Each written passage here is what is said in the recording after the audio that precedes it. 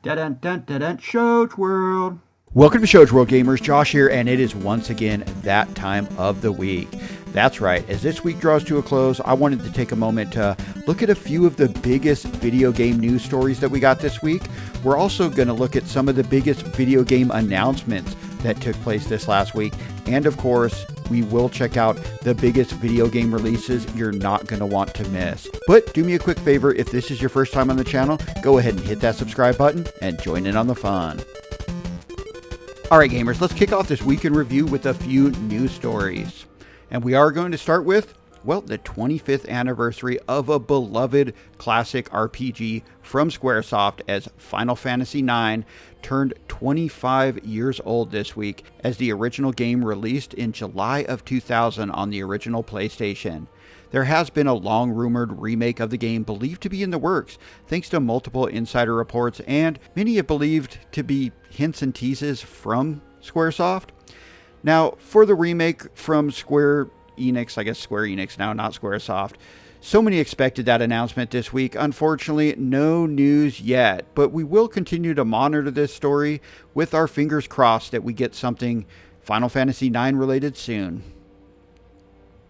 Now, we also received an unexpected free update for the PlayStation masterpiece, The Last of Us Part 2, that flips the game on its head. The new mode, which for you trophy hunters does include new trophies, well, it switches up the story by having you play the game in chronological order instead of having flashback sections, which is said to give the game a completely different feel. Now, I absolutely love this game. It's on my short list of favorite PlayStation games of all time, and this sounds pretty interesting. I may jump back in and check this out. We also had a dedicated PlayStation State of Play gaming showcase.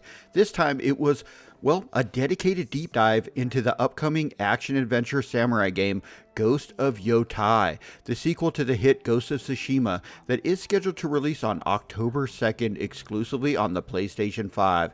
Now, in this State of Play, I should say, not direct, we saw a ton of impressive looking gameplay with some stunning visuals and more info on the story that takes place, I think it's 300 years after the events of the first game, where we're actually going to take control of Atsu, who is on a quest of revenge against those who slaughtered her whole family. We also got a special look at the special edition Ghost of Yotai PlayStation 5 consoles and DualSense controllers to close out the showcase, and they look pretty awesome.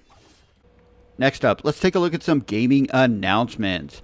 Now, well, despite all the negatives around Xbox currently, we did get the announcement of a huge game coming to the Xbox Series systems on August 26th, as the third-person co-op shooter Helldivers 2 comes to Xbox after being a PlayStation 5 console exclusive.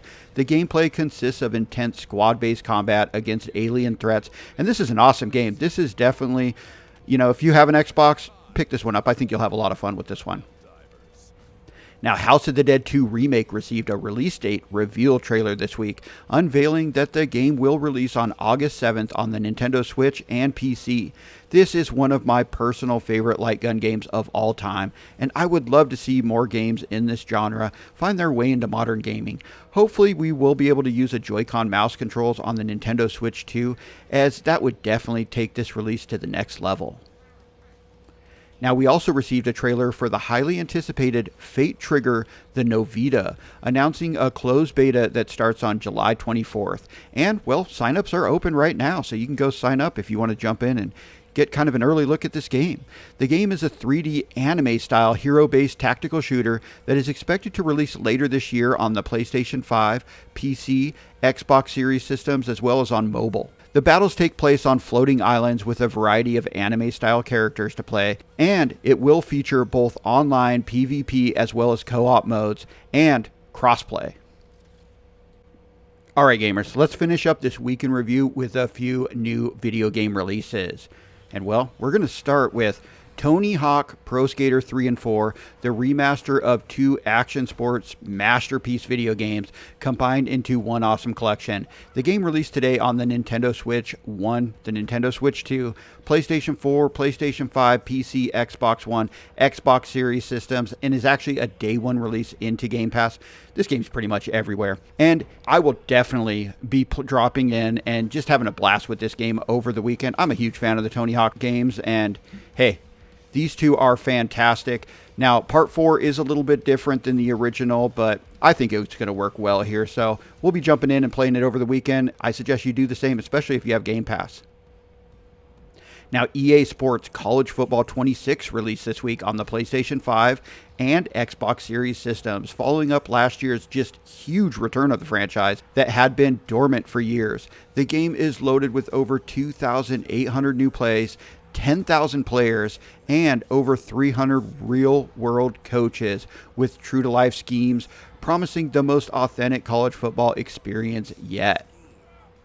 Now, Patapon 1+2 Replay also released this week on the PlayStation 5, PC, and the Nintendo Switch. This is a remastered bundle containing the classic rhythm-based action games Patapon and Patapon 2, where you command a tribe of Patapon warriors by inputting drum beats to guide them through various missions and battles. Both games are developed by Bandai Namco and originally released back in 2007 and 2009 on the PSP.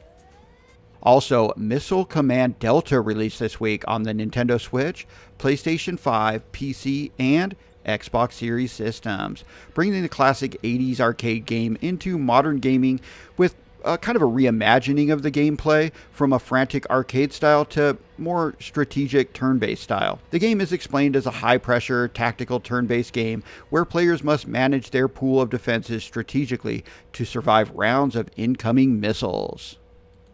Alright gamers, that concludes this week in review for the week ending on July 11th. The week started with Xbox in complete shambles, as it appears Microsoft is completely revamping and downsizing the Xbox division, which leaves us gamers speculating what Xbox is actually going to look like when all this dust settles. Then rumors of the big July Nintendo Direct heated up, as it's believed to be happening, well, basically at any time now. I'm really hoping that it's not going to end up dropping while I'm on vacation here in a few weeks. And the week ended with, well, July 11th, aka 7-Eleven. That's right, it's 7-Eleven Day. So go enjoy a Slurpee between Tony Hawk Pro Skater skate sessions.